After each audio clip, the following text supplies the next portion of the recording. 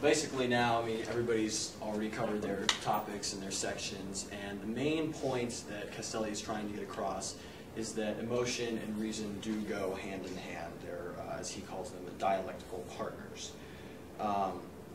And this is very clear. We saw Barack Obama on the board the other day with a tear on his eye when he was giving a speech about his grandmother. He didn't show it. He didn't play off emotion. He wasn't asking for sympathy, but that tear alone was enough to say, you know, hey, I'm human. And those little emotions are what are, the little emotions are really, really important as far as getting reason out and presenting yourself in a way that people are going to understand you and connect with you. Focusing more on the rhetoric side of this, though, the ancient rhetoric, which we know as basically like a speaker and a group of people using discourse, this is where the emotion ties into this.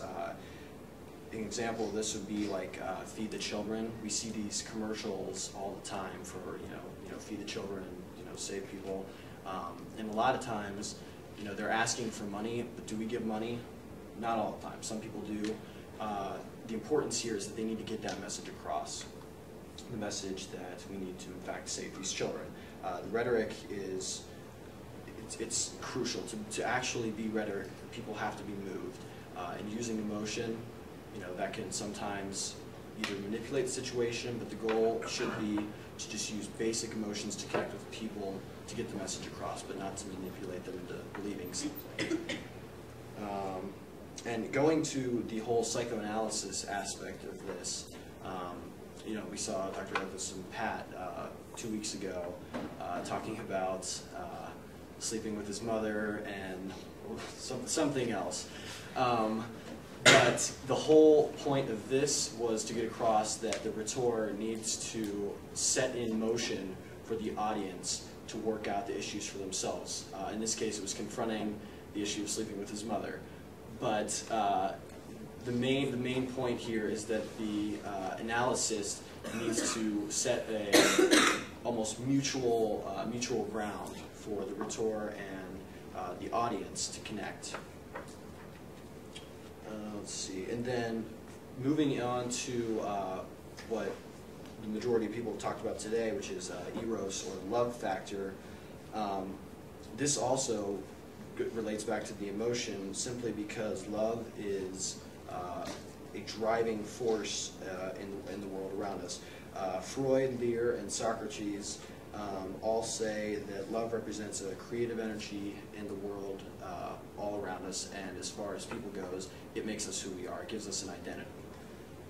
Rhetoric is necessary with this because people need to be either persuaded in a mutual way and not bashed into believing something. But this is where rhetoric becomes key, and this is where emotion becomes more than just trying to persuade someone.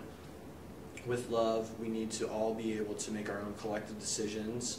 We need to be able to make informative decisions and not just go with